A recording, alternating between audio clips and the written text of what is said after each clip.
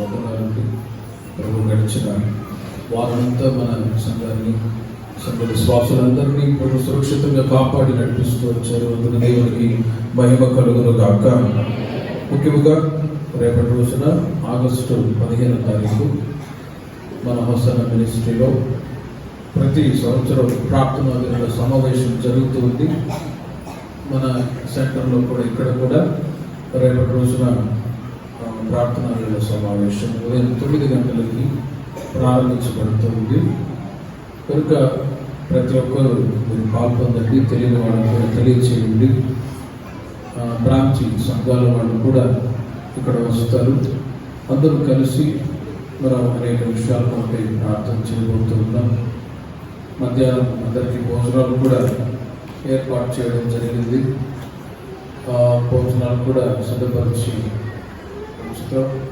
కనుక ఎవరు ఇబ్బంది పడిన అవసరమే లేదు. సాధ్యమైనంత వరకు ప్రతి ఒక్కరూ పాల్పొందాలని మనవి చేస్తూ ఉన్నాం. ఆ యొక్క ప్రార్థన సమావేశం కూడా ఆశీర్వాదాన్ని నేర్పించినట్లు స్తోత్రం చెప్తారు. 16వ తారీఖు మంగళవారం ఉదయం ఆయన వరంలో వెంకయ్య గారి ఇంట్లో ఉపవాస ప్రార్థన జరుగుతుంది. బుధవారం కూడా సాయంత్రం ఉదయం స్త్రీల ఆరాధన, సాయంత్రం జాన్సన్ వాళ్ళ ఇంట్లో జ్ఞాపకార్థ కొడుకు జరుగుతుంది. 19వ తారీఖు శుక్రవారం కోరుకుపేటలో మన యేసు గారి ఇంట్లో వారి యొక్క రిటైర్మెంట్ మీటింగ్ జరుగుతుంది. వారు గత 30 సంవత్సరాలుగా హైవేలో అపార్ట్మెంట్లో అక్కడ ఉద్యోగం చేసి రిటైర్మెంట్ అయ్యారు. కనుక ఖచ్చితంగా ప్రతి ఒక్కరికి చెప్పండి, బిర్యానీ కూడా తయారు చేసి పెడతానని అన్నారు. కాబట్టి ఖచ్చితంగా ఆ రోజు రిటైర్మెంట్ మీటింగ్కి సంఘస్థులందరూ పాల్గొనండి. ప్రభు వారి కుటుంబాన్ని ఆశీర్వదించుదురు గాక. హల్లెలూయా. అదేవిధంగా కొందరు సహోదరులు పరిచయం చేస్తూ ఉన్నారు. పురుషులు ప్రేమలు అడుగుతూ ఉన్నారు. స్త్రీలు ఎవరు సంఘంలో లేరా అనిపించున్నారు. కాబట్టి ప్రకటన చేస్తూ ఉన్నాను. మీలో స్త్రీలు పరిచయం చేస్తున్నారు. బలార్థనికి మళ్ళా రేపటి రోజున భోజనాలు ఏర్పాటు చేస్తున్నాం. ఒక 4 కానీ 3 కానీ 2 కానీ పరిచయం చేసేవాళ్ళు ఉంటే ఒకసారి చేతులు ఎత్తండి. స్త్రీలు 1, 2 వీళ్ళ పేరు నోట్ చేసుకుంటారు. మళ్ళీ తప్పిపోతారు. రేపటి రోజున పరిచర్య చేయడానికి మీరు ఉండాలి. ఎత్తండి, చేతులు ఎత్తండి.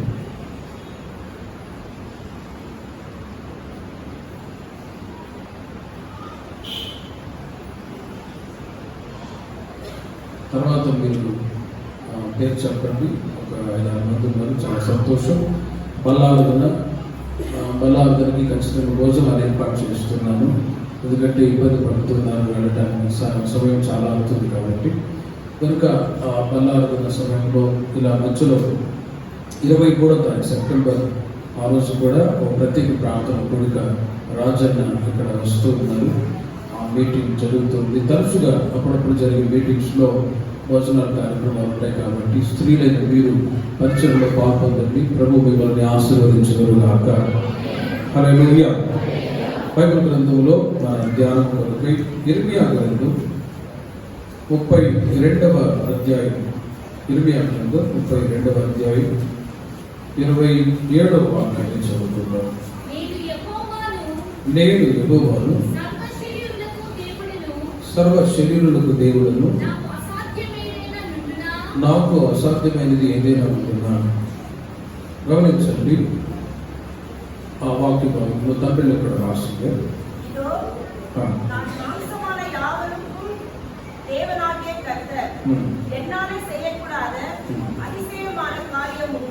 ఎన్నాలే చేయాల అతిశయ కార్యముందో.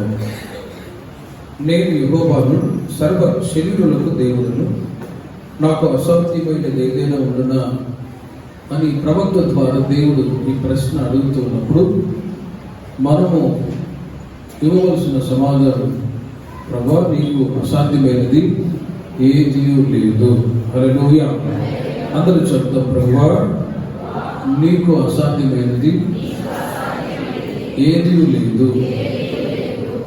మనము ఆరాధించుచున్న దేవుడు అసాధ్యమైన వాటిని సాధ్యపరిచే దేవుడు. ఈరోజు ఆ అంశం మీద కొన్ని మాటలు మీకు తెలియజేస్తాను. ప్రేమ వాళ్ళరా, గతించిన దినములన్నీ సంవత్సరాలన్నీ కూడా మీ జీవితాల్లో ఎన్నో కార్యాలు ప్రభు చేస్తూ వచ్చారు. అసాధ్యమైన వాటిని ప్రభు సాధ్యపరుస్తూ వచ్చారు. వాటన్నిటిని ఒక్కసారి మీరు తలంచుకోండి. ముఖ్యంగా మన బ్రతుకుగా మార్చేదే ఇదే గొప్ప కార్యం. ప్రభు బిడ్డలుగా ఆయన మార్గములో నడిచే తల్లి తెచ్చాడే ఇదే గొప్ప కార్యం. భౌతికంగాను ఆత్మీయంగాను అసాధ్యమైన కార్యాలు మన జీవితాల్లో ప్రభు సాధ్యపరుస్తూ వచ్చాడు. దేవుడు అంటాడు, ఇక్కడో నాకు అసాధ్యమైనది ఏదీ లేదు. కారణం ఏంటంటే మనం ఆరాధించుచున్న దేవుడు జీవము కలిగిన వాడు. ఏదో మట్టి బొమ్మనో రాతి బొమ్మనో మనం ఆరాధించుకొని ఇక్కడ ప్రతి వారం వెళ్ళట్లేదు. ఆయన జీవము కలిగిన వాడు, మాట్లాడేవాడు, చూచేవాడు, పలకరించేవాడు. ఇవన్నీ ఆత్మ సంబంధమైన అనుభవాలలో నడిపించబడుతున్న మనకు అర్థమవుతూ ఉన్నాయి. ఇది వరకు మీ జీవితాల్లో ఎన్నో అసాధ్యమైన కార్యాలని సాధ్యపరుస్తూ వచ్చారు. ఈ మాటను బట్టి ఇంకా మీ జీవితాల్లో అసాధ్యమైన వాటన్నింటినీ నా దేవుడు సాధ్యపరచునుగాక. ప్రేమ వాళ్ళ, ఆయన మన దేవుడు, మనము ఆయనకు ప్రజలమై ఉన్నాం. ఆయన సన్నిధికి వచ్చి ప్రార్థించున్నప్పుడల్లా ఎన్నో కార్యాలు మన జీవితాల్లో ప్రభు చేస్తూ వచ్చారు. మనకు మాత్రమే కాదు, ఎవరైతే యేసయ్య నామాన్ని ఆశ్రయించి ఆయన ఎదుకు వస్తారో వాళ్ళందరి పట్ల ఆయన మేలును చేసేవాడు. అందుకే కీర్తనాకారుడు 65వ కీర్తన 2వ చరణంలో 65వ కీర్తన 2వ చరణంలో కీర్తనాకారుడు అంటాడు, ప్రార్థన ఆలకించువాడా సర్వ శరీరులు నీ యొద్దకు వచ్చెదరు అంటాడు. సర్వ శరీరులు ఎవరు ఆయన యొద్దకు వస్తారో వాళ్ళందరూ కూడా ప్రార్థించినప్పుడు మనం ఆరాధించుచున్న దేవుడు ప్రార్థన ఆలకిస్తాడు. ప్రార్థన ఆలకించిన దేవుడు అసాధ్యమైన వాటిని సాధ్యపరుస్తూ ఉంటాడు. ప్రార్థించినప్పుడు ఏ కార్యాలు కూడా జరగట్లేదు. ఎంతో మంది భక్తి చేస్తూ ఉన్నవాళ్ళు లోకంలో ప్రజలు అనేక మంది ఉన్నారు. కానీ సృష్టికర్తను మరచి సృష్టిలో ఉన్న వాటిని ఆరాధించి పూజించుచు ఉన్న మనుషులు ఏ మేలులు పొందలేని స్థితిలో వాళ్ళు కానరాని లోకానికి వెళ్ళిపోతూ ఉన్నారు. కానీ మనమైతే జీవము కలిగిన యేసయ్యను ఆరాధిస్తున్నాం కాబట్టి, ఆయన సన్నిధికి వచ్చి ప్రార్థించుచున్నాం కాబట్టి, మన ప్రార్థన ఆలకించి ఈరోజు వరకు మనకు ఆరోగ్యాన్ని ఆయుష్ని ఇచ్చారు. అందుకు దేవునికి మహిమ కలుగునుగాక. ఇప్పటి వరకు కొంతమంది సాక్ష్యాలు చెప్పారు. ప్రభు గతించిన దినాలన్నీ ఆరోగ్యం ఇచ్చాడని, కాపాడుతూ వచ్చాడని. ప్రతిరోజు ఎన్నో అపాయాలు, ఎన్నో కీడు సంభవిస్తున్నటువంటి పరిస్థితులు. కానీ ప్రేమ వల్ల వాటన్నిటిలో నుంచి దేవుడు తప్పించి కాపాడుతూ ఉన్నాడు. కారణం ఏంటంటే మనము ఆరాధించుచున్న దేవుడు ప్రార్థన ఆలకించేవాడు, అసాధ్యమైన వాటిని సాధ్యపరిచేవాడు.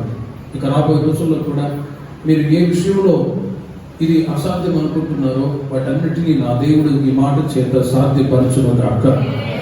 అసాధ్యమైన వాటిని దేవుడు సాధ్యపరచాలి అంటే మనము దేవుని ఎదుట ఎలా బ్రతకాలి, ఒక 4 విషయాలు మీకు తెలియజేస్తాను. ఈ మాటల చేత మీ ఆత్మీయ జీవితాలని నా దేవుడు ఇంకా బలపరచునుగాక. ప్రేమ వల్ల యేసుక్రీస్తు వారు ఈ లోకంలో ఉన్నప్పుడు ఒక మూగదయ్యం పట్టిన ఒక వ్యక్తిని యేసుక్రీస్తు దగ్గరికి తీసుకుని వచ్చారు. అప్పుడు ఏం జరిగిందో, అక్కడ యేసయ్య వారితో ఏ మాట పలికాడో ఆ మాటను మీరు చూడండి. మార్కు సువార్త 9వ అధ్యాయము 17వ వాక్యంలో, మార్కు సువార్త, జన సమూహములలో ఒకడు, బోధకుడా మూగ దయ్యము పట్టిన నా కుమారుని నీ యొద్దకు తీసుకుని వచ్చి తిని, అది ఎక్కడ వారిని పట్టునో అక్కడ వారిని పడద్రోయును, నురుగు కాల్చుకుని పండ్లు కొనుక్కొని మోర్చులను దారిని వెళ్ళగొట్టుడని నీ శిష్యులను అడుగుతుంది కానీ అది వారి చేత కాలేదని ఆయనతో చెప్పాను. గమనించండి ప్రేమ వాళ్ళరా, అక్కడ యేసు ప్రభు దగ్గరికి ఒక మూగదయ్యం పట్టిన ఒక వ్యక్తిని తీసుకొచ్చాడు. ఆ సమయంలో యేసు ప్రభు లేరు, శిష్యులు ఉండగా, శిష్యులారా దయచేసి ఈ మూగ దయ్యాన్ని మీరు వెళ్ళగొట్టండి అని ఆయన అడిగాడు. కానీ ప్రేమల వల్ల శిష్యుల చేత కాలేకపోయింది. తర్వాత యేసు ప్రభువు వచ్చిన తర్వాత యేసయ్య వాళ్ళతో అన్న మాటలు మీరు చూడండి. 19వ వాక్యంలో, అందుకు ఆయన, విశ్వాసం లేని తరపు వాళ్ళారా, నేను ఎంతకాలం మీతో ఉండును, ఎంతవరకు మిమ్మల్ని సహించును, వారిని నా యొద్దకు తీసుకొని రండి వారితో చెప్పాను. హల్లెలూయా. ఈ మాట చాలా ప్రాముఖ్యమైంది. వారిని నా యొద్దకు తీసుకొని రండి అనే మాట. ప్రేమల వల్ల ఆ వ్యక్తి, మూగ దయ్యం పట్టిన వ్యక్తి, శిష్యుల దగ్గరికి తీసుకొస్తే వాళ్ళు ఆ దయ్యాన్ని వెళ్ళగొట్టలేకపోయారు. అసాధ్యమైపోయింది. శిష్యులు కూడా ఆ పని చేయలేనప్పుడు ఇక ఎందుకు శిష్యరికం, ఎందుకు ఆ పరిచర్య? కానీ ప్రేమల వల్ల వాళ్ళ యొక్క అవిశ్వాసాన్ని బట్టి వాళ్ళ ఆ దయ్యాన్ని వెళ్ళగొట్టలేకపోయారు. అందుకు యేసు ప్రభువు వారు వారిని గద్దిస్తూ ఉన్నారు. ఎందుకు, ఎంతకాలం మిమ్మల్ని సహిస్తారు? విశ్వాసంతో మీరు ఆ మూగ దయ్యాన్ని వెళ్ళగొడితే వెళ్ళిపోతుంది కదా, మీ అవిశ్వాసం చేతనే ఇలా జరిగింది అని చెప్పి అక్కడ మూగ దయ్యం పట్టిన ఆ వ్యక్తి దగ్గర ఉన్నటువంటి వాళ్ళతో వేసి అంటాడు, వారిని నా యొద్దకు తీసుకొని రండి. హల్లెలూయా. ఆ సమయంలో యేసు ప్రభువు ఆ మూగ దయ్యాన్ని వెళ్ళగొట్టారు. 20వ వాక్యంలో, వారు ఆయన యొద్దకు వారిని తీసుకుని వచ్చి, దయ్యము ఆయనను చూడగానే విలవిలలాడించిన కనుక వాడు నేలపడి నొరుగు కార్చుకొని వర్లాడుచుండెను. 23వ వాక్యంలో,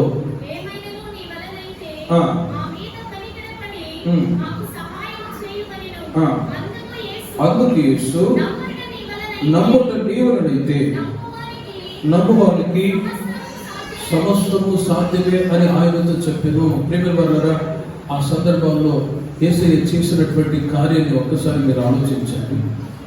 ఆ మోగదయం పట్టిన ఆ వ్యక్తి బాగుపడలేని స్థితిలో యేసయ్య దగ్గరికి తీసుకొని రాబడినప్పుడు యేసయ్య వారిని బాగు చేశాను.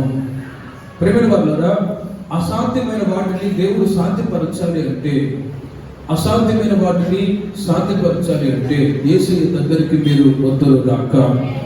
హల్లెలూయా. అక్కడికి ఇక్కడికి వెళ్ళనవసరం లేదు. ద ప్రెజెన్స్ ఆఫ్ గాడ్, దేవుని యొక్క సన్నిధికి మీరు వచ్చి ఇక్కడ మీరు ప్రార్థన చేసినట్లయితే సాక్షాత్తు నా దేవుడే మీకు అసాధ్యమైన వాటిని సాధ్యపరచను గాక. ప్రేమ వల్ల ఎన్నో సందర్భాల్లో వ్యాధి బాధలు, సమస్యలు, ఇబ్బందులు వచ్చినప్పుడు మీరు ఎక్కడికి వెళ్తూ ఉన్నారు? ఎక్కడ మేలు జరుగుతుంది అని ఎక్కడ పరిగెడుతున్నారో నాకైతే తెలియదు. కానీ యేసయ్య అంటాడు, వారిని నా యొద్దకు మీరు తీసుకొని రండి.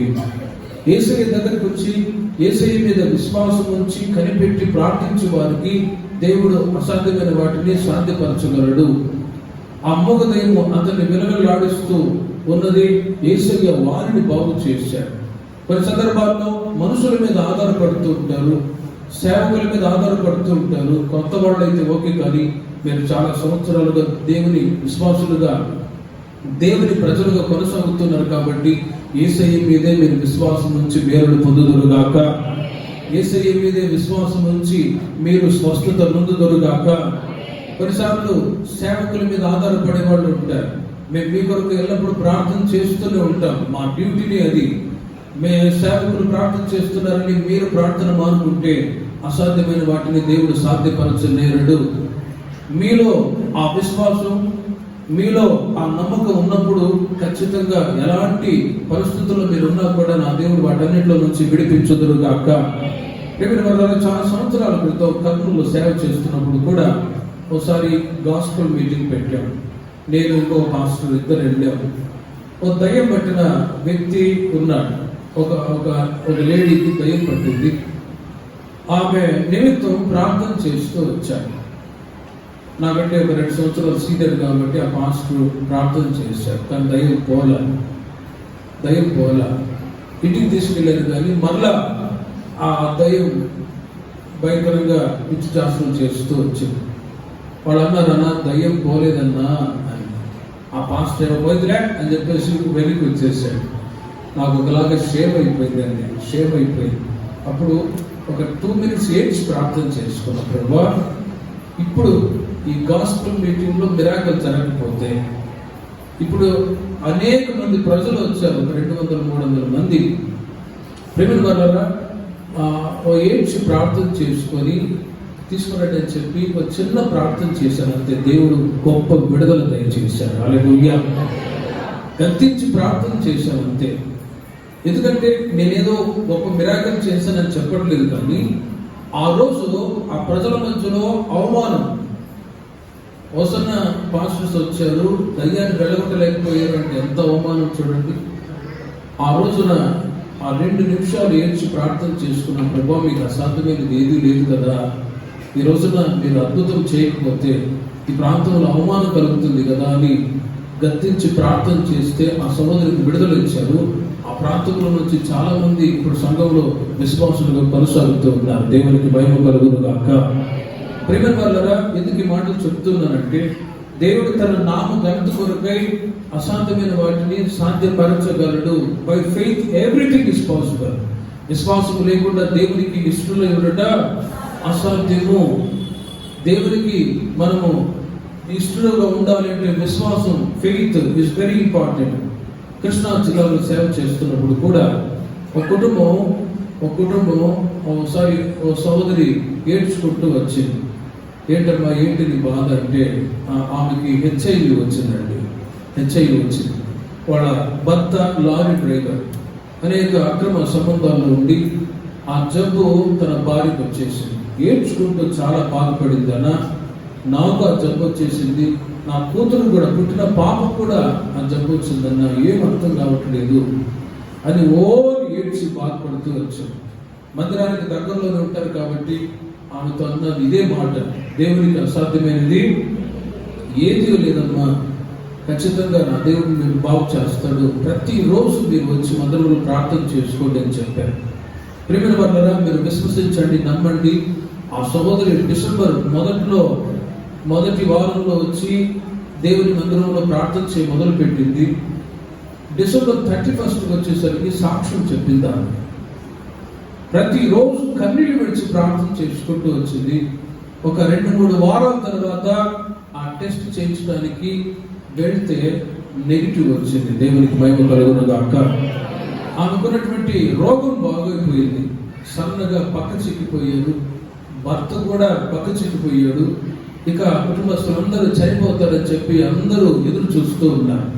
అంతకు మునిపే వాళ్ళ బంధువుల్లో హెచ్చరికతో 5 మంది కుటుంబ సభ్యులు చనిపోయారు. వరుసగా వాళ్ళ సమాధి కార్యక్రమం కూడా జరిగింది. వీళ్ళు కూడా చనిపోతారని వాళ్ళ బంధువులు, సంఘస్థులందరూ అనుకున్నారు. కానీ ఒక గొప్ప మిరాకిల్ ఏంటంటే 31 ఆ సోదరి సాక్ష్యం చెప్పింది, దేవుడు నాకున్న రోగాన్ని బాగు చేశాను. హల్లెలూయా. అప్పుడప్పుడు గుడాల పండుగలు వచ్చి కనబడతారు. వాళ్ళు పక్క చిక్కిపోయి సన్నగా ఉన్న వాళ్ళు ఇప్పుడు పొరుగులు వస్తాలాగా రైతులాడన్నా అని అంటారు. దేవునికి మహిమ కలుగును గాక. ప్రేమ కలరా, ఇవన్నీ కూడా సాక్ష్యాలు. మనం ఎక్కువగా వీటిని ఫోకస్ చేయము. ఎందుకంటే అద్భుతాలు, మహత్ కార్యాలు అవి దేవుడు తన నామఘనత కొరకే చేస్తాడు. స్వస్థత దేవుడు అనుగ్రహిస్తాడు. యేసయ్యకి మహిమ కలుగును గాక. మహిమ మనం నేను తీసుకోను, మహిమ దేవునికి చెల్లిస్తాను. కానీ ఉపదేశాలు, వాక్యం ద్వారా మనం ఈ రోజుల్లో కట్టబడి దేవుని యొక్క రాజ్యానికి సిద్ధపడదుము గాక. మనం ఆరాధించుచున్న దేవుడు అసాధ్యమైన వాటిని సాధ్యపరిచేవాడు. ఎంతటి రోగంతో బాధపడుతున్నా కూడా, నేను గోవాలో సేవ చేస్తున్నప్పుడు కూడా ఒక సహోదరి తాను భయంకరమైన పరిస్థితుల్లో కోమాలోకి వెళ్ళిపోయిందండి. ఇక అందరూ అనుకున్నారు చనిపోయింది, ఓ మధ్య అయ్యి అని అంటారు హిందీలో, ఇక చనిపోయింది, ఇక బ్రతకదు అని. కానీ ప్రేమ వల్ల ఆ సహోదరి కొరకై సంఘస్థులు అందరూ ప్రార్థన చేశారు. ఈ కోమాలో ఉన్న సహోదరి బాగుపడి ఈరోజు నా ఆరోగ్యంగా ఉంది. దేవునికి మహిమ కలుగును గాక. ఎంతో మంది జీవితాల్లో ఇలా ప్రభు కార్యాలు చేస్తూ వచ్చారు. బై ఫెయిత్, విశ్వాసాన్ని బట్టి అనేక మంది కోరుకుంటూ ఉన్నారు. ఈ మాటను బట్టి నేను మీతో చెప్తున్నాను, మీ జీవితాల్లో కూడా ఆరోగ్యం నుంచి దేవుడు బలపరచును గాక. క్షేమాన్ని దయచేసి నా దేవుడు బలపరచును గాక. దేవుని మీద విశ్వాసం ఉంచండి. అసాధ్యమైనది ఏదియో లేదు. విశ్వాసం లేకపోతేనే అనేక సందర్భాల్లో మేలును పొందలేకపోతూ ఉంటారు. కానీ పరిపూర్ణమైన విశ్వాసం దేవుని మీద మీరు ఉంచినట్లయితే, వాక్యం చెప్తుంది, నమ్ముట నీవలనైతే నమ్మువారికి సమస్తమును సాధ్యమే. యేసయ్య ఆయన అంటాడు, నా దగ్గరకు వచ్చినప్పుడు మీరు విశ్వాసంతో రండి. యేసయ్య కూడా అడిగాడు, మీరు నా ఇంటికి వచ్చారు, మీరు ఎంత డబ్బు తీసుకొచ్చారు, ఏం తీసుకొచ్చారు అని అడిగేవాడు కాదు. కానీ నీవు విశ్వసిస్తూ ఉన్నావా, నమ్ముతూ ఉన్నావా? వాళ్ళ విశ్వాస పరిమాణాన్ని బట్టి దేవుడు అద్భుతాలు చేస్తూ వచ్చాడు. అందుకు దేవుడికి మహిమ కలుగును గాక. ప్రేమ వల్ల ఆ మోగ దయ్యము పట్టిన ఆ వ్యక్తిని యేసయ్య బాగు చేశాడంటే, ఆ వ్యక్తి ఎక్కడికి వచ్చాడు? యేసయ్య అంటాడు, వారిని నా యొద్దకు తీసుకొని రండి. ప్రతి వారం మీరు ఎక్కడికి వస్తున్నారు తెలుసునా? ఇదిగో దేవుని మందిరానికి వస్తూ ఉన్నారు. ఇక్కడ రాజులకు రాజు, ప్రభువులకు ప్రభు అయిన యేసయ్యను ఆరాధించడానికి, యేసయ్యను కలవటానికి వస్తూ ఉన్నారు. కాబట్టి ఆయన ద్వారా అసాధ్యమైన వాటిని దేవుడు మీ జీవితంలో సాధ్యపరచుగాక. ఆయన దగ్గరికి వచ్చినప్పుడే దేవుడు ఏదైనా చేస్తాడు. ఆయన దగ్గరికి రాకుండా ఏ కార్యాలు కూడా మీరు పొందలేరు. ఆయన దగ్గరికి మీరు ఖచ్చితంగా వచ్చి ప్రార్థించగలగాలి. దేవుని మందిరంలోనే మేలులు దాగి ఉన్నాయి. దేవుని సన్నిధిలోనే విశ్రాంతి కలదు. దేవుని సన్నిధిలోనే అద్భుతాలు, ఆశ్చర్యమైన కార్యాలు దేవుని ప్రజలు పొందుకొని ఉన్నారు. కాబట్టి ఈ మాటను బట్టి చెప్తున్నాను, అసాధ్యమైన వాటిని నా దేవుడు ఇంకా మీరు దేవుని సన్నిధికి వచ్చిన ద్వారా పొందుదురుగాక. దానియేలు గ్రంథం 3వ అధ్యాయం 17వ వాక్యాన్ని మీరు గమనించినట్లయితే, దానియేలు గ్రంథం 3వ అధ్యాయం 17-18 వాక్యం, నేను సేవించుచున్న దేవుడు మండుచున్న వేడిమి గల ఈ అగ్ని గుండములో నుండి మమ్మను తప్పించి రక్షించడం సమర్థుడు, మరియు నీ వశమును పడకుండా ఆయన మమ్మను రక్షించును అని అక్కడ తెలియజేస్తూ ఉంటారు. అక్కడ మనకు తెలిసిన విషయమే, నెబుకద్నెజర్ రాజు ఓ బంగారు ప్రతిమని చేయించి బబులోను దేశంలోని దూర అను మైదానంలో దాన్ని నిలవబెట్టించి వీడే విపంచిక ఇంకా అనేక సకల విధములకు వాయిద్య ధ్వనులు వాయిస్తూ ఉండగా అక్కడ ప్రజలందరూ కూడా, అధికారులందరూ, మంత్రులందరూ చేరి వచ్చి ఆ బంగారు ప్రతిమకి నమస్కారం చేయమని చెప్పారు. ఆ సమయంలో అందరూ వచ్చి ప్రతిష్ఠ రోజున ఆ బంగారు ప్రతిమకి నమస్కారం చేశారు. కానీ శద్రక్, మేషక్, అబేద్నెగోలు మాత్రం ఆ బంగారు ప్రతిమకి నమస్కారం చేయలేదు. ఆ సమయంలో కొంతమంది వీళ్ళు చెప్పారు, మీ ఆజ్ఞని, మీ మాటని అదిగో ఆ శద్రక్, మేషక్, అబేద్నెగో తృణీకరించి వాళ్ళ దేవుణ్ణి ప్రార్థిస్తూ ఉన్నారు, మీ మాటని తృణీకరించారు అన్నప్పుడు వాళ్ళని తీసుకొచ్చి ముందు నిలవబెట్టారు. అప్పుడు వాళ్ళతో అంటాడు, రాజు అంటాడు, ఇదిగో ఇంకొక అవకాశం ఇస్తారు. సకల విధములకు వాయిద్య ధ్వనుల్లో శబ్దం వినబడుతూ ఉండగా ఇప్పుడైనా మీరు నేను ప్రతిష్ఠించిన బంగారు ప్రతిమకి మీరు నమస్కారం చేయండి, లేకపోతే మిమ్మల్ని అగ్నిగుండములో వేస్తాము అని. వాళ్ళు అంటారు, రాజా మీ మాటకి మేము భయపడి పారిపోయేవాళ్ళం కాదు అన్నప్పుడు రాజుకి ఇంకా కోపం వస్తుంది. అగ్నిని 7 అంతలుగా మండింప చేస్తున్నారు, కానీ వీళ్ళ విశ్వాసం 7 అంతలుగా పెరుగుతూ వచ్చింది. దేవునికి మహిమ కలుగును గాక. రాజుకు కోపం వస్తుంది, నా మాట వీళ్ళు వినట్లేదు, నా ఆజ్ఞను తృణీకరిస్తూ ఉన్నారు. కానీ వీళ్ళ విశ్వాసం కూడా మరొక వైపు పెరుగుతూ ఉంది. వాళ్ళు అంటారు 16వ వాక్యంలో, నెబుకద్నెజరు ఇందును గురించి నీకు ప్రత్యుత్తరం ఇవ్వాలన్న చింత మాకు లేదు. మేము సేవించుచున్న దేవుడు మండుచున్న వేడిమి గల ఈ అగ్ని గుండములో నుండి మమ్మల్ని తప్పించి రక్షించుటకు సమర్థుడు. హల్లెలూయా. ప్రియమైనవారా, అగ్ని గుండములో వేయబడ్డ ఆ ముగ్గురు మరలా సజీవులుగా తిరిగి బయటికి తీసుకొని రాబడుచున్నారంటే ఇది అసాధ్యమైనది, దేవుడు సాధ్యపరిచిన కార్యమే. ఒక వ్యక్తి అగ్నిగుండంలో పడ్డవాడు మళ్ళా తిరిగి లేవగలడా? సముద్రంలో పడ్డవాడు తిరిగి బ్రతకగలడా?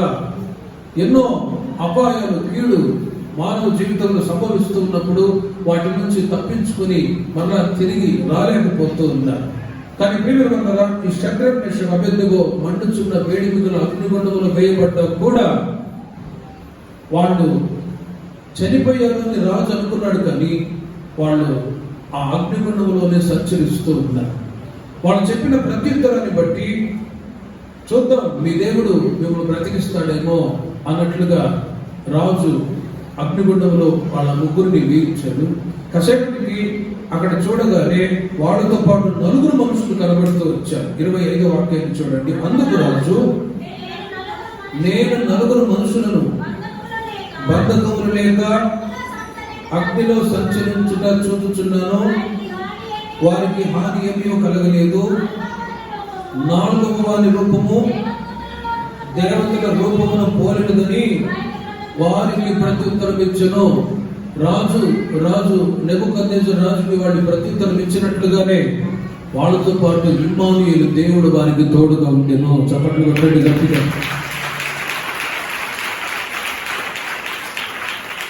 రాజు నిద్రపోతూ ఉన్నాడు. మనం వేసింది ఎంతమందిని? ముగ్గురమే కదా. నేను 4 మనుషులను బంధకములు లేక అగ్నిలో సంచరించుట చూచుచున్నాను. ప్రేమికులారా, అగ్నిగుండంలో వేసిన తర్వాత వాళ్ళు బ్రతకడం అసాధ్యమని రాజు అనుకున్నాడు. అక్కడ ఉన్న వాళ్ళందరూ కూడా అనుకున్నారు. ఈ సందర్భాన్ని ఒక్కసారి ఆలోచించండి. ఎంత గొప్ప మిరాకిల్!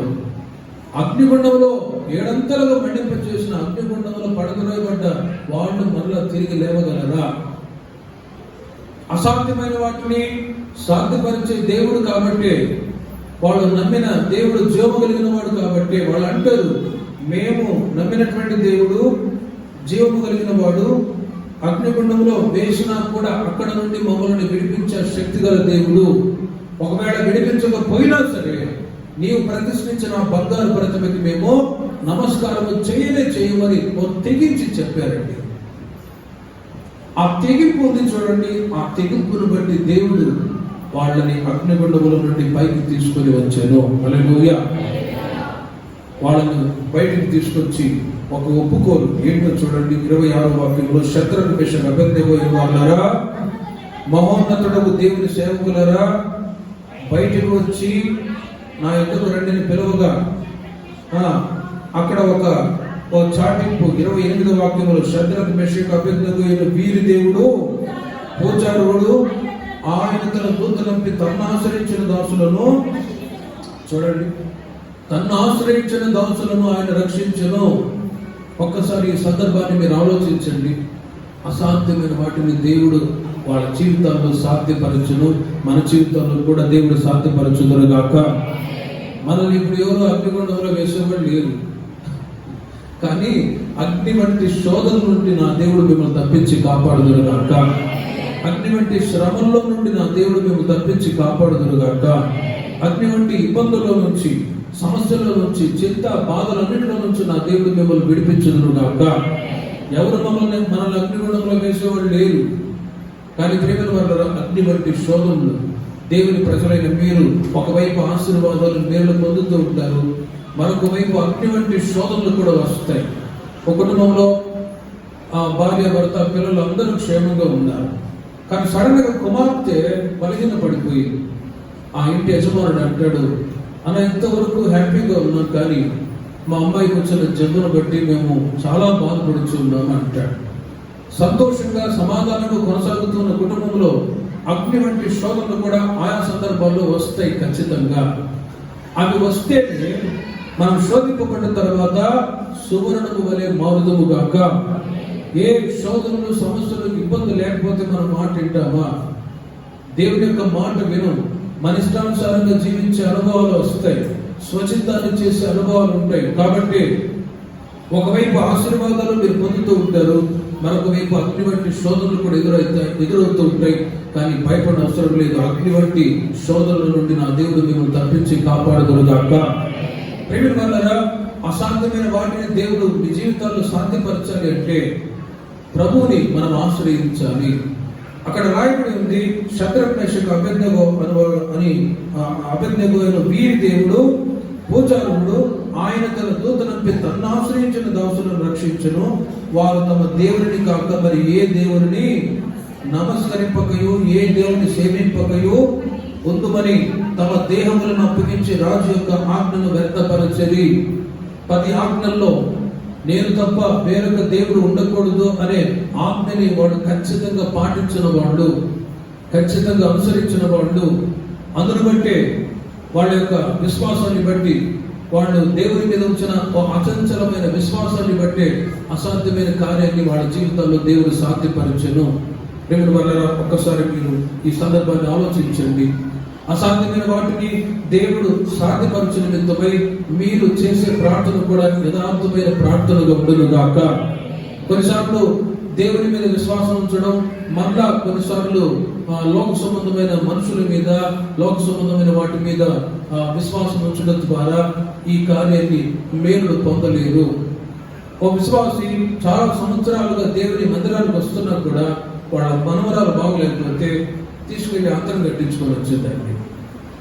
ఆ అమ్మాయికి ఇంకా దైవం ఎక్కువ క్రియ చేసి డొల్లాడుతూ ఉంది.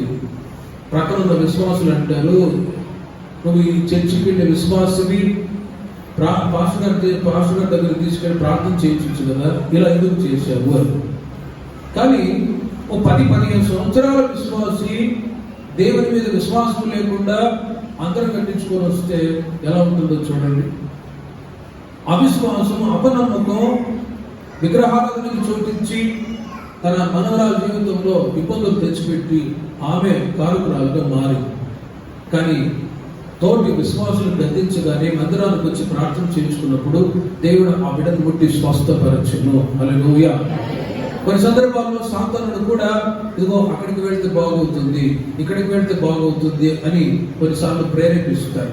అట్టి ప్రేరేపణకి మీరు చోటు ఇవ్వకుండా యేసయ్య దగ్గరకు వచ్చి యేసయ్య మీద విశ్వాసం ఉంచి మీరు శోధనలను తప్పించి కాపాడబడుదురుగాక.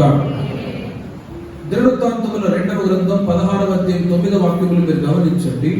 షద్రక్ మేషక్ అబేద్నెగోలు వాళ్ళు యథార్థంగా దేవుని సేవించేవాళ్ళు.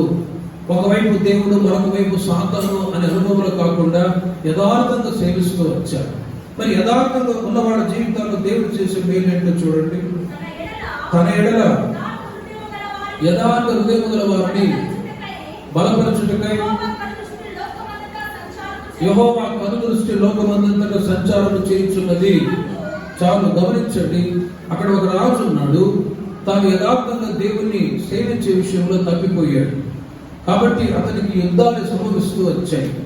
కానీ అక్కడ రాయబడి ఉంది, అక్కడ యథార్థముగా ఎవరైతే దేవుని సేవిస్తారో వాళ్ళ జీవితాల్లో యుద్ధాలు లేకుండా మేలు జరుగుతాయి, అపజయాలు కాకుండా జయం కలుగుతుంది అని ఆ మాట రాజును తెలియజేస్తూ ఉన్నారు. ప్రేమ వల్ల ప్రభువుని సేవించే విషయంలో యథార్థంగా మనం ముందుకు గాక. మనం చెప్పినట్లుగా కొంతకాలం యేసు ప్రభుని, మరి కొంతకాలం మరలా విగ్రహారాధన శాపంలోనికి దిగజారిపోకూడదు. మీరు మారుమనసు పొందిన తర్వాత, బాప్తిసం తీసుకున్న తర్వాత ఆత్మీయతలో మీరు ఎదుగుతూ ఉన్నప్పుడు ఖచ్చితంగా అగ్ని వంటి శోధనలు వస్తాయి. దేవుని మీద ఉంచిన విశ్వాసంలో నుండి తగ్గిపోయేంతగా శోధనలు ఎదురవుతాయి. కానీ మీరు వాటన్నిటిని జయించుదురుగాక. దేవుని మీద విశ్వాసం ఉంచి వాటన్నిటిలో నుంచి విజయం పొందుదురుగాక. అగ్ని వంటి శోధనలు వచ్చినా కూడా దేవుడు వారిని తప్పించి కాపాడి ఉన్నాడంటే వాళ్ళు యథార్థంగా ప్రభుని సేవిస్తూ వచ్చారు. వాళ్ళు అంటారు, మేము ఆరాధించున్న దేవుడు వేడి మిగల అగ్నిగుండముల నుండి మమ్మల్ని బయటికి తీసుకొని రాగలడు.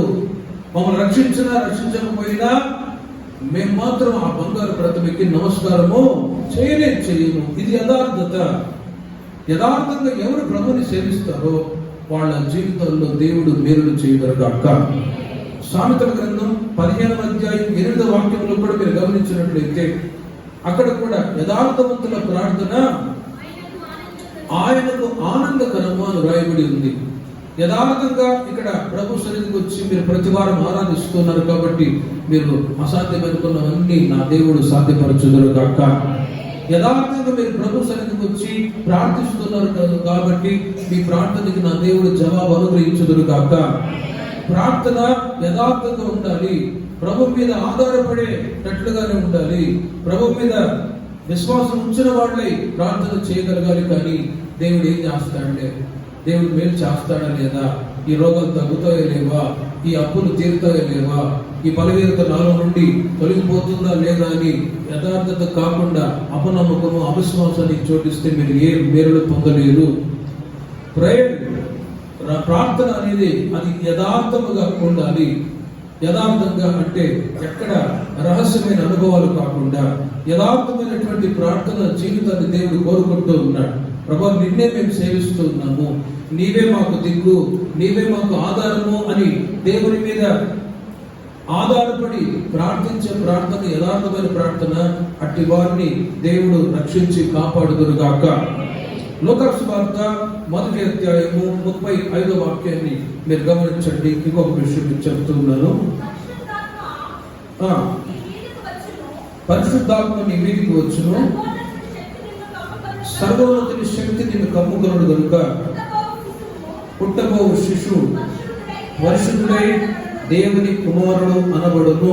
గమనించండి, అక్కడ యేసుక్రీస్తు జననాన్ని గురించి ఒక దేవదూత వచ్చి మరియకు తెలియజేస్తూ ఉంది. ప్రేమ ద్వారా మనం ఆరాధించుతున్న దేవుడు అసాధ్యమైన వాటిని సాధ్యపరిచేవాడు. అసాధ్యమైన వాటిని సాధ్యపరచు నిమిత్తమై మీరు ఇలాగే ప్రతి వారం దేవుని మందిరానికి వద్దరుగాక. అప్పుడు మీకున్న రోగము, మీకున్న బాధలన్నింటిలో నుంచి నా దేవుడు విడుదల చేయుదురుగాక. అసాధ్యమైన వాటిని దేవుడు సాధ్యపరచాలి అంటే యథార్థంగా ప్రభువుని సేవించి ఆరాధించాలి.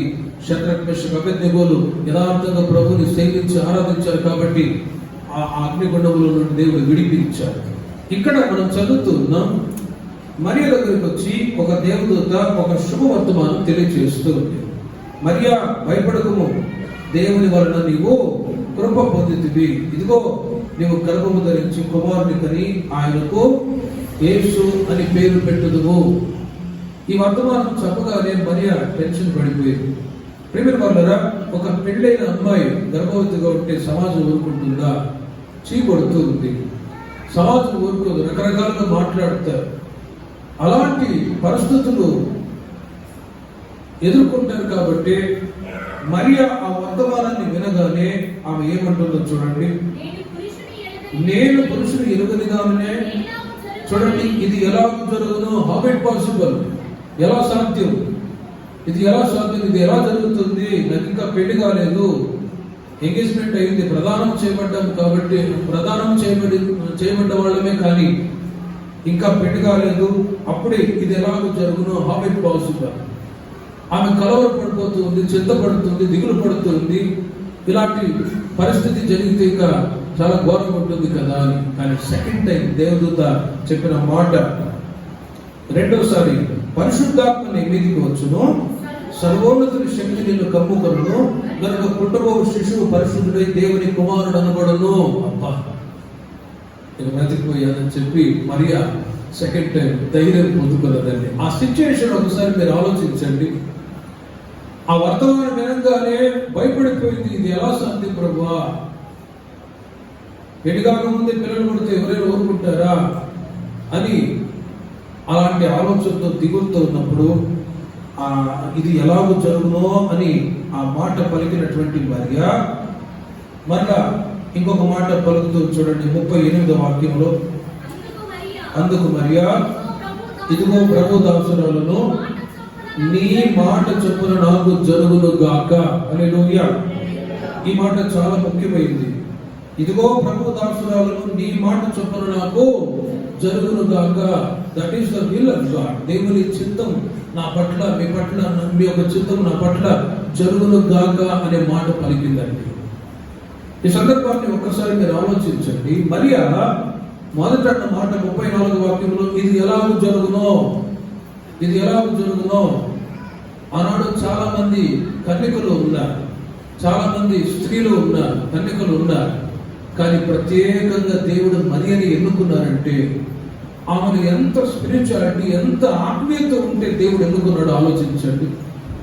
అందుకే ఈ రోజున మరియమ్మ అని ఆమెను కొలుస్తూ ఉన్నారు, యేసు ప్రభువును ప్రక్కన పెడుతూ ఉన్నారు. మరియమ్మ ఆమె దేవుని చేత గణపరచుకున్నటువంటి స్త్రీ, కన్యక. ఆమె లేకపోతే యేసు ప్రభు ఎట్టొచ్చాడండి అన్నాడు ఒక ఆయన. నిజమే, కానీ యేసు ప్రభువును ప్రక్కన పెట్టారు, ఆమెని పూజించే వాళ్ళు ఉన్నారు. మన మీద కించపరిచి మాట్లాడట్లేదు, కానీ ఆమె దేవుని చేత దయ పొందినటువంటి స్త్రీ. హల్లెలూయా. ఆనాడు ఎంతో మంది స్త్రీలు కన్యకలు ఉన్నారు, కానీ దేవుడు ఆమెను ఎన్నిక చేసుకున్నాడు. మరియా అనే మాటకి కన్నీరు అని అర్థం. ఆమె ఎంతో ప్రార్థన పరురాలు, ఎంతో దైవభక్తి కలిగిన స్త్రీ. కనుకనే ఆనాడు దేవుడు ఎన్నుకొని తన నామ ఘనత కొరకై ఆశీర్వాదకరంగా వాడుకున్నాడు. దేవునికి మహిమ కలుగును గాక. ఇది ఎలాగూ జరుగును అని చెప్పిన ఆ మరియా రెండోసారి అంటుంది, నీ మాట చొప్పున నాకు జరుగును గాక. ప్రేమ వల్లరా ఆ తర్వాత ఆమె శిశువుని కన్నటువంటి ఆ కుమారునికి యేసు అని పేరు పెట్టింది. ఆయనే మనం ఆరాధించుచున్న లోక రక్షకుడై ఉన్నాడు. హల్లెలూయా. ఆ సందర్భాన్ని ఒక్కసారి మీరు ఆలోచించండి. అసాధ్యమైన వాటిని దేవుడు సాధ్యపరచాలి అంటే మీరు దేవుని యొక్క చిత్తానికి మిమ్మల్ని మీరు అప్పగించుకుందరు గాక. మనము ఈ లోకంలో మన స్వచిత్తాన్ని చేయడానికి మనం పిలువబడలేదు. వాక్యం చెప్తుంది, మీరు మీ సొత్తు కాదు, మీరు దేవుని సొత్తై ఉన్నారు అని. నేను రోజున ఒక సహోదరి విజయవాడ నుంచి ఒక క్వశ్చన్ అడిగింది. క్రిస్టియన్స్ వాళ్ళ ఆర్గన్స్ ని డొనేట్ చేయవచ్చా అని, క్రైస్తవులు వారి అవయవాలని దానం చేయవచ్చా అని. కానీ వాక్యం చెప్తుంది, మీరు మీ సొత్తు కాదు, మీరు విలువ పెట్టి కొనబడ్డారు కాబట్టి మీరు నా సొత్తు అంటాడు దేవుడు. హల్లెలూయా. మనము ఎవరి సొత్తు? దేవుని సొత్తై ఉన్నాము. దేవుని చేత మనం ఈ లోకంలో పంపింపబడ్డ వాళ్ళని ఉన్నాము. ఆయన సొత్తై ఉండగా మన అవయవాలు ఇతరులకి ఎలా దానం చేయగలం? నేను అన్నాను, no, it is not possible. ఎందుకంటే మన అవయవాలు తీసుకెళ్ళి ఎవరో తాగుడుపోతుడికి, వ్యభిచారికి, పరిపాలన వాడికి వాళ్ళ అమర్చి ఇంకేముంది? ఇలా ఆలోచించినప్పుడు మనం ఎంత విలువైన వాళ్ళమో ఒక్కసారి ఆలోచించండి. అందుకే దేవుడు మనల్ని విలువ పెట్టి కొన్నాడు. దేవునికి మహిమ కలుగును గాక. తన స్వరక్తం ఇచ్చి దేవుడు మనల్ని సంపాదించుకున్నాడు. మన ప్రాణ, ఆత్మ, శరీరం ఇది దేవునికి సమర్పింపబడిన అనుభవంలోనే ఉండాలని కోరుకుంటున్నాడు. కానీ ఇది ఎవరికి చెందినది, ఎవరికి స్వాస్థ్యమైనది కాదు. మనం క్రీస్తు మన దేవుడై ఉన్నాడు. మనం యేసుకు సంబంధించిన వాడు, ఆయన వాడు. కాబట్టి ప్రియుల వల్లరా దేవుని యొక్క చిత్తం మీ పట్ల, మీ పిల్లల పట్ల నా దేవుడు నెరవేర్చుదురు గాక. అసాధ్యమైన వాటిని దేవుడు సాధ్యపరచాలి అంటే ఖచ్చితంగా మీ స్వచిత్తాన్ని ప్రక్కన పెట్టి దేవుని యొక్క చిత్తమే మీరు చేయదురు గాక. యెషయా గ్రంథం 55వ వాక్యంలో రాయబడి ఉంది, నా తలంపులు మీ తలంపుల వంటివి కావు, నా ఆలోచనలు మీ ఆలోచనలు వంటివి కావు. ప్రతిసారి దేవుని యొక్క చిత్తాన్ని మీరు కనుగొందరు గాక. పిల్లలకి పెళ్లిళ్ళు చేసినా, ఇల్లు కట్టుకున్నా, ఒక బిజినెస్ వ్యాపారం చేసినా దేవుని యొక్క చిత్తాన్ని మీరు కనుగొని మీరు చేసినట్లయితే ఖచ్చితంగా నా దేవుడు అసాధ్యమైన వాటిని సాధ్యపరచుదురు గాక. కొన్నిసార్లు పిల్లల పెళ్లిళ్ళ విషయంలో ఫెయిల్యూర్స్, కొన్నిసార్లు ఇబ్బందులు ఎదుర్కొంటూ ఉంటారు. కానీ దేవుని యొక్క చిత్తాన్ని కనిపెట్టే మీరు ఏ కార్యమైనా చేసినట్లయితే ఆ కార్యాలన్నీ నా దేవుడు మీ జీవితాల్లో సఫలపరచుదురు గాక. తొందరపాటు వలన, సొంత ఆలోచన వలన, లేక తొందరపడి ఇలా జరిగిపోయింది అని బాధపడకుండా ఉండ నిమిత్తం మరి ఎవరే మీరు ఫలకలగాలి. ప్రభా, నీ చిత్తమే నా జీవితంలో నెరవేర్చబడును గాక. అందు నిమిత్తమే దేవుడు సంఘ సహవాసము, సేవకుల సహవాసాన్ని ఇచ్చాడు. దేవుని యొక్క చిత్తం ఏ విధంగా మీకు బయలుపరచబడుతుందంటే by the word of God, దేవుని వాక్యము ద్వారా మీకు తెలియపరచబడుతుంది. అందుకే దేవుడికి సంఘ సహవాసం, సేవకుల సహవాసం, ప్రయాణ సపోర్ట్ని కూడా ఇచ్చాడు. సంఘం అనేది చాలా విలువైనది. ఇక్కడ అందరూ సమానులే, అందరూ ఐక్యత కలిగి, ప్రేమ కలిగి నడుచుకోవాలని వాక్యం చెప్తుంది. ఈ సంఘ సహవాసంలో దేవుడు తన చిత్తాన్ని మన పట్ల నెరవేరుస్తూ ఉన్నారు. నేను ఎక్కడి నుంచో వచ్చాను, మీరు ఇక్కడ గ్యాదర్ అయ్యారు. ఇది దేవుని యొక్క సంకల్పమై ఉన్నది. దేవునికి మహిమ కలుగును గాక. నేను మిమ్మల్ని పిలవలేదు, మీరు దేవుని మాటను బట్టి ఇక్కడికి వచ్చారు. ఇవన్నీ ఆలోచించినప్పుడు ఇదిగో ఇక్కడ మనమందరము చేరి ఉండటం దేవుని చిత్తమై ఉన్నది. కనుక ఈ సంఘ సహవాసంలో మీరు కడవరకు స్థిరులై నిలిచి ఉందరు గాక. సేవకుల సహవాసంలో, సంఘ సహవాసంలో మీరు ఆత్మీయంగా అభివృద్ధి చెందుదురు గాక. సహవాసం చాలా ముఖ్యమైనది. ఈ సహవాసం ద్వారానే దేవుని యొక్క చిత్తం మీ జీవితాల్లో బయలుపరచబడుతూ ఉందండి. ఈ సహవాసం గురించి ఒక ఉదాహరణ మీకు చెప్తాను. ఎలా ఉంటుందంటే, ఒకసారి ఒక స్టేజ్ మీద ఒక ఆర్గన్ వయలిన్ వాయిస్తున్న ఒక వ్యక్తి ఉన్నాడు. అతను వచ్చినటువంటి స్త్రీలు, పురుషులను చూసి, ఇదిగో హాయ్, నేను ఇప్పుడు ఆర్గన్ని వాయిలిని వాయిస్తూ ఉన్నాను, నేను ఎలా వాయిస్తున్నానో మీరు చూడండి, నన్ను గణపరచండి, మెచ్చుకోండి అన్నట్లుగా అతను చెప్తూ ఉన్నాడు. ఆ రోజుల్లో వాయిలిన్ ఆర్గన్ ఎలా ఉన్నదంటే ఆ వాయిద్యానికి ఒక గాలి గొట్టం ఉండేది, ఒకటి పైపు లాంటిది ఉండేది. స్టేజ్ వెనుక ఒకతను గాలి పంపు కొడితేనే అతడు ఆ స్టేజ్ ముందు ఆ ఆర్గన్ని వాయించగలడు, అలా ఉండేది.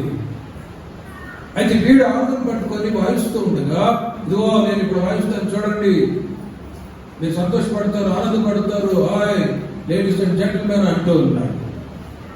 వెనుకున్నాడు అంటాడు, నేను కాదు నేను అనొద్దు, మనము అని అంటాడు. వీడు ఏమని అంటాడంటే, ఇదిగో నేను వాయించబోతున్నాను, నేను చేయబోతున్నాను, నేను వాయించబోతున్నాను, మీరు సంతోషపడతారు, ఆనందపడతారు, నేను అనే మాట వాడుతుంటే ఆ స్టేజ్ వెనుకున్నవాడు అంటాడు, నేను అనే మాట ఎందుకు వాడతావు? వెనక నేను పంపు కొడితేనే కదా గాలి వచ్చి నీ వాయించగలవు, ఆ వాయిద్యాన్ని. పనికిమాలను కూడా నోరు మీద చెప్పి నేను అనొద్దు, మేము అనే మాట వాడమంటాడు. హల్లెలూయా. అర్థమైన వాడు హల్లెలూయా చెప్పండి. హల్లెలూయా. నేను అనవద్దు, మేము అను. వాడు వెనకబడి గాలి పంపు కొడితే తప్ప వీడు వాయిద్యాన్ని వాయించలేదు. సహవాసం కూడా అలాగే. నేను ఒక్కరినే పరిచయం చేయలేను, నేను ఒక్కరిని ఏమీ చేయలేను. అందుకే సేవ అన్నప్పుడు ఒక్కళ్ళే చేసుకునేది కాదు, సంఘముగా సేవకులైన మేము మీరు కలిస్తేనే సంఘం అంటారు. దేవునికి మహిమ కలుగును గాక. హల్లెలూయా. కనుక ప్రియమైన వాళ్ళరా, ఈ సహవాసము ద్వారా మీరు దేవుని యొక్క చిత్తాన్ని తెలుసుకుంటూ ఉన్నారు. దేవుని యొక్క చిత్తం మీ జీవితంలో బయలుపరచబడాలి అంటే ఈ సంఘ సహవాసములో మీరు స్థిరులై ఆత్మీయంగా అభివృద్ధి చెందుదురు గాక. ఒక్కరు కూడా నా ద్వారానే అనే అనుభవంలో కాకుండా మేము అనే మాట, నాకంటే నా తోటి విశ్వాసి ఆశీర్వాదకరంగా ఉండాలి, నాకంటే నా తోటి విశ్వాసులు ఆత్మీయంగా బలపరచబడాలి, నాకంటే అనే అనుభవంలో ఎప్పుడైతే మీరు ఉంటారో అప్పుడే నా దేవుడు మిమ్మల్ని ఆశీర్వదించుదురు గాక. వాక్యం చెప్తుంది, కడపటి వారు మొదటి వారు అగుదురు, మొదటి వారు కడపటి వారు అగుదురు అని. కొంతమంది పాత విశ్వాసులు ఉంటారు. చాలా చోట్ల నేను పరిచయం చేశాను కాబట్టి అనుభవాన్ని బట్టి చెప్తున్నాను. కొంతమంది పాత విశ్వాసులు ఉంటారు, వాళ్ళు రాను ఆత్మీయ జీవితంలో పరిచయ విషయంలో వెనకబడిపోతుంటారు. క్రొత్త వాళ్ళు వచ్చి మేము చేస్తామన్నా అని కలిసి మాట్లాడి పరిచయం చేయడంలో ఆసక్తి చూపుతూ ఉంటారు. మీరు ఎలా ఉన్నారో ఒక్కసారి ఆలోచించండి. సంవత్సరాలు గడిచే కొద్ది ఈ సంఘ సహవాసంలో ఈ హోసన్న మినిస్ట్రీ యొక్క సంఘంలో విశ్వాసులే ఉండగా, ఈ యొక్క క్రమాలు మీరు తెలుసుకొని ఉండగా, సేవకుల సహవాసంలో ఉండి ఈ పరిచయంలో మీరు కూడా పాలుభాగస్తులే ఉండరుగాక. నేను అనే మాట కాకుండా మేము అనే మాట రావాలి. నేను చేశాను, నేను అనే మాట వాడారా లూసిఫర్ పట్టినట్టే. నేను అన్న దేవుడు లూసిఫర్ సభామందిరం నుండి ఇదిగో నేను అని హెచ్చించుకున్నాడు, తర్వాత పతనం అయిపోయాడు. అలాంటి పరిస్థితి సంఘములో ఈ ఒక్కరికి రాకుండా నాకంటే నా తోటి విశ్వాసి ఆశీర్వాదకరంగా ఉండాలి అనే ఆ మాటని మీరు వాడుదురు గాక. అప్పుడే దేవుని యొక్క చిత్తం మీ పట్ల నెరవేర్చబడుతుంది. ఆనాడు మరియ జీవితంలో అసాధ్యమైన వాటిని దేవుడు సాధ్యపరిచాడు. కారణం ఏంటో తెలిసిన, నీ మాట చొప్పున జరుగును గాక అని చెప్పి దేవుని యొక్క చిత్తానికి తను అప్పగించుకున్నది. మీ జీవితంలో మీ పిల్లల విషయాల్లో కూడా నా దేవుడు తన చిత్తాన్ని నెరవేర్చుదురు గాక. యోహాను సువార్త 11వ అధ్యాయం 40వ వాక్యాన్ని మీరు గమనించండి. చివరిగా ఈ మాట చెప్పి నేను ముగిస్తాను. యోహాను సువార్త 11వ అధ్యాయం 40వ వాక్యంలో, అందుకు యేసు నీవు నమ్మిన ఎడల దేవుని మహిమను చూతుమని నేను నీతో చెప్పలేదా అని. చూడండి, అక్కడ మార్తా మరియా లాజరు గురించి వ్రాయబడినటువంటి మాటలు. మార్తా మరియా లాజరు ఉన్నారు, లాజరు చనిపోయాడు. చనిపోయిన తర్వాత అక్కడ మార్తా మరియా ఏడుస్తూ బాధపడుతూ ఉన్నారు. ప్రభా, నీవు మా యొద్ద ఉన్నట్లయితే తమ్ముడు చనిపోయి ఉండేవాడు కాదు కదా అని. కానీ యేసయ్య అంటాడు, లాజరు అతడు లేపబడతాడు అని. అంత్య దినాల్లో జరిగే కార్యాలు ఇప్పుడు ఎలా జరుగుతాయి, ఇది అసాధ్యము అనే ఆ మాటలు పలుకుతూ ఉంది ఆమె. మార్తా మరియా వాళ్ళ ఇద్దరిలో ఉన్నటువంటి స్వభావాలు మీరు ఒక్కసారి ఆలోచించండి. 40వ వాక్యంలో కుమారుని చూచి ఇంకోసారి చదవండి మాటని.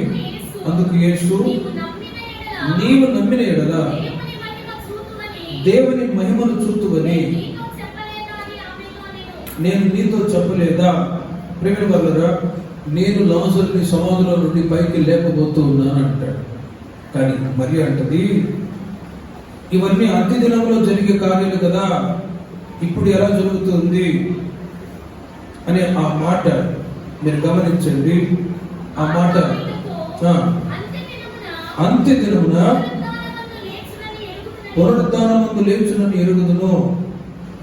కానీ యేసయ్య మాట చెప్పినా, ఎన్నిసార్లు చెప్పినా కూడా వాళ్ళు అవిశ్వాసం, అపనమ్మకం, ఒక చెవిలో విని ఒక చెవిలో వదిలిపెడుతూ ఉన్నారు.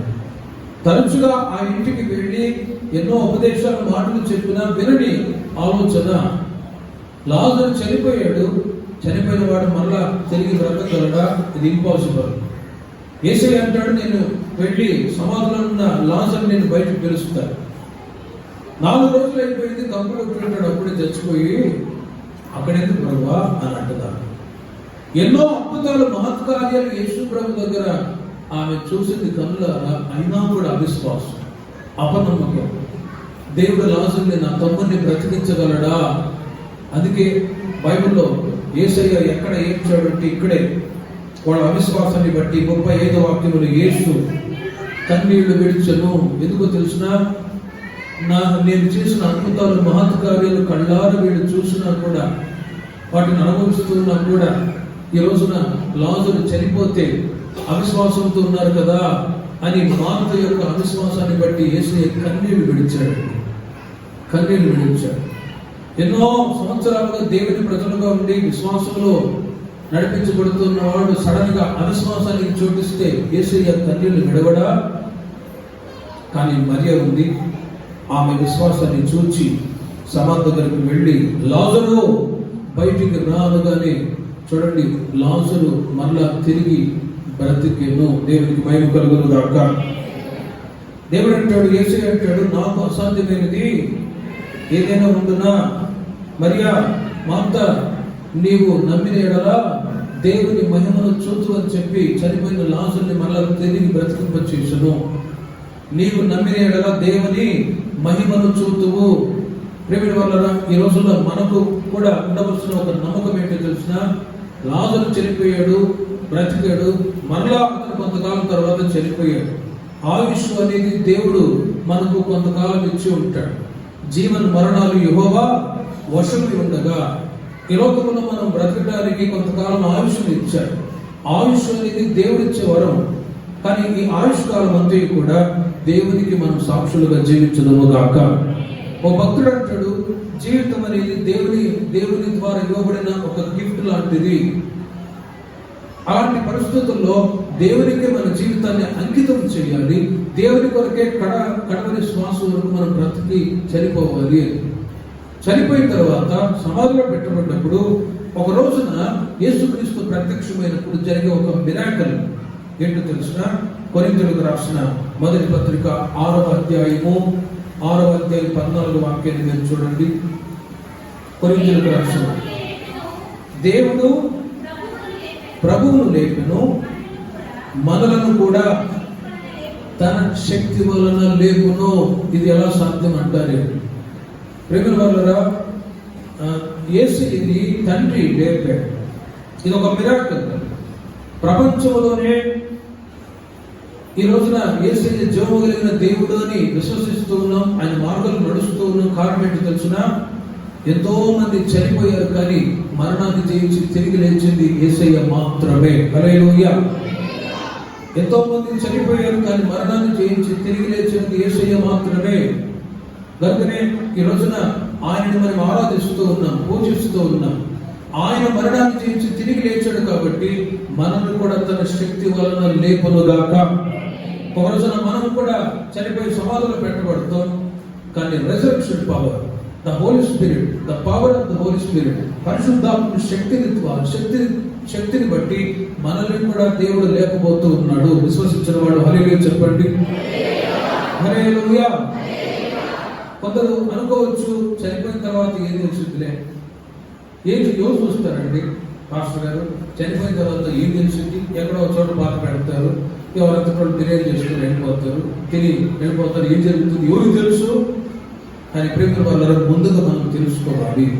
ఆఫ్టర్ డెత్, మరణం తర్వాత మనకు జరిగే, మన జీవితాల్లో జరిగే మిరాకల్ ఏంటో తెలుసుకున్న యేసయ్య ఏ విధంగా సమాధిలో నుండి మరణాలు చేయించి తిరిగి లేచాడో, మనము కూడా ఒక రోజున కన్ను మూస్తాం, సమాధిలో పెట్టబడతాం. మనల్ని కూడా దేవుడు లేపబోతూ ఉన్నాడు. ఈ క్షయమైన శరీరము అక్షయతను ధరించుకోవాల్సి ఉన్నది. ఈ మర్త్యమైన శరీరము అమర్త్యతను ధరించుకోవాల్సి ఉన్నది. అందుకే ఈ లోకంలో దేవుని ప్రజలైన వాళ్ళు పాపానికి, చెడుతనానికి దూరంగా ఉండి బ్రతుకుతూ ఉన్నారు. పాపంలో చెడు మార్గాలు జీవిస్తున్న ప్రజలు, వాళ్ళకు ఒక నిరీక్షణ ఉండదు, మట్టికి మట్టి అయిపోతారు. ఎవరైనా చనిపోయినప్పుడు సడన్ గా వచ్చి పాస్టర్ గారు సమాధి చేయండి అంటారు. ఆ విశ్వాసి బాప్తిసం తీసుకున్నాడా? తీసుకున్నారండి. ఓకే. బాప్తిసం తీసుకోలేదా? చెడు మార్గాల్లో నుండి చచ్చిపోయాడా? మరి ఏమో సమాధి చేసేది? మట్టికి మట్టి, దుమ్ముకు ధూళి. ఒక నిరీక్షణ లేని మాటలు పలుకుతూ ఉండవలసి వస్తుంది. కానీ బాప్తిసం పొందుకొని చెడుతనానికి దూరంగా ఉండి భక్తిగా జీవిస్తున్న వాడు ఒక రోజున కనిపించినప్పుడు యేసయ్య తన శక్తి వలన ఒక రోజున లేపను గాక. అట్టి ఆశీర్వాదాన్ని దేవుని ప్రజలైన మనకు మాత్రమే దేవుడు సొంతం చేశాడు. అందుకే క్రీస్తునందు మృతులైన మృతులు ధన్యులు అని రాయబడి ఉంది. ధన్యులో రాయబడి ఉంది. ఆ మధ్య ఒక యేసుదాస్ అని ఒక ఆయన చనిపోయాడు. తాగి తాగి తాగి తాగి వాళ్ళ భార్యని కొట్టి చెతకబాది నానా హింసలు పెట్టి చచ్చారు. చాలా మంది పాస్టర్లు వచ్చారు అక్కడికి. ప్రభునందు నిద్రించిన యేసుదాసు గారు చాలా మంచోడు. క్రిస్మస్ పండుగ వచ్చినప్పుడు కానుకలు ఇచ్చేవాడు, క్రిస్మస్ పండుగ వచ్చినప్పుడు చర్చికి సున్నాలు కొట్టించేవాడు అని ఒక పాస్టర్ చెప్పాడు. ఇంకో పాస్టర్ కూడా చెప్పాడు, యేసుదాసు గారు చాలా మంచోడు, గొప్పోడు, ఇలాంటి వ్యక్తిని మన సంఘంలో ఎక్కడా చూడలేదు అన్నట్టుగా. ఇంకో పాస్టర్ వచ్చాడు, ఆయన కూడా పొగుడుతూ ఉన్నాడు. ఎందుకంటే పొగడకపోతే పెట్టరుగా, కానుకలు ఇవ్వరుగా, అందుకని ఒక ఫార్మాలిటీ వరకు పొగుడుతూ వచ్చాడు.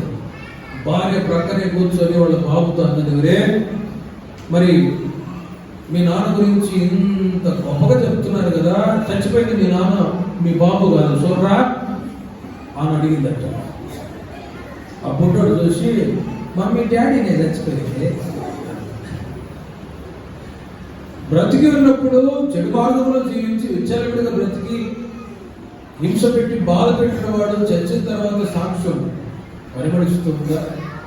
ప్రేమ వల్ల ఒక్కటి మీరు గుర్తుంచుకోండి, ఈ లోకంలో బ్రతికినంత వరకు ఏమీ తెలియదు. ఆఫ్టర్ డెత్, సమాధి పెట్టబడ్డప్పుడే సాక్ష్యం వీళ్ళు ఎలాంటి వాళ్ళు అనేది అర్థం అవుతుంది. చిన్నప్పుడు మా ఇంటి ప్రక్కన ఒక ఆమె ఉండేది, పేరు శకుంతల అనమాట, పేరు గుర్తు రావట్లేదు. కానీ ఆమె వడ్డీ వ్యాపారాలు చేసేది, భయంకరంగా వడ్డీ వ్యాపారాలు చేసేది. ఆ తర్వాత చాలా ఒక రోత బ్రతుకు. కానీ ప్రేమ వల్ల ఒక రోజున చనిపోయింది, హార్ట్ అటాక్ వచ్చి. సోఫా మీద పండుగలు అన్నం పెట్టుకొని సీరియల్ చూస్తూ ఉంటే ఆహాహా అని అలాగే పడిపోయారు సోఫా సెట్ మీద. పట్టించిన మేమే కాబట్టి వెళ్ళి చూసాం, అయ్యో చదవద్దు అని చెప్పేసి అందరూ పరిగెత్తారు. నెక్స్ట్ డే వచ్చింది ఎంతమంది తెలిసినా ఒక 5-10 మంది వచ్చారు అక్కడికి ఆమె చూడ్డానికి. వచ్చిన వాళ్ళలో కూడా సత్తోళ్ళు ఓగిలిపుడు అని అంటారు కొందరు కన్నడాలు. సచ్చింది మంచిదేలే, బతుకుంటే ఇంకా ఎంతమంది చంపేదో అని అంటారు. ఓగిలి అని అంటారు. అప్పుడు అనుకున్నాను, బ్రతికి ఉన్నప్పుడు ఈ లోకంలో ఏమో అర్థం కాదు, కానీ చనిపోయిన తర్వాతే మన గురించి ఒక మంచి సాక్ష్యం ప్రజలు చెప్పగలగాలి, సంఘస్థుల తోటి విశ్వాసులు చెప్పగలగాలి అంటే సంఘంలో ప్రతి ఒక్కరూ మంచి సాక్ష్యాన్ని కలిగి ఉందుముగాక, మంచి సాక్ష్యం కలిగి ఉందరుగాక. వాయాడి అని, పనికిమాలని అనకుండా నా తోటి విశ్వాసం నా గురించి ఏమనుకుంటున్నారనే ఆ ఆలోచన మీరు కలిగి ప్రతి ఒక్కరూ ఒక మంచి సాక్ష్యాన్ని కలిగి ప్రభు యొక్క రాకడికి మనం సిద్ధపడదుముగాక. ప్రార్థన చేసుకుందాం. విన్న వాక్యాన్ని బట్టి ఒక 2 నిమిషాలు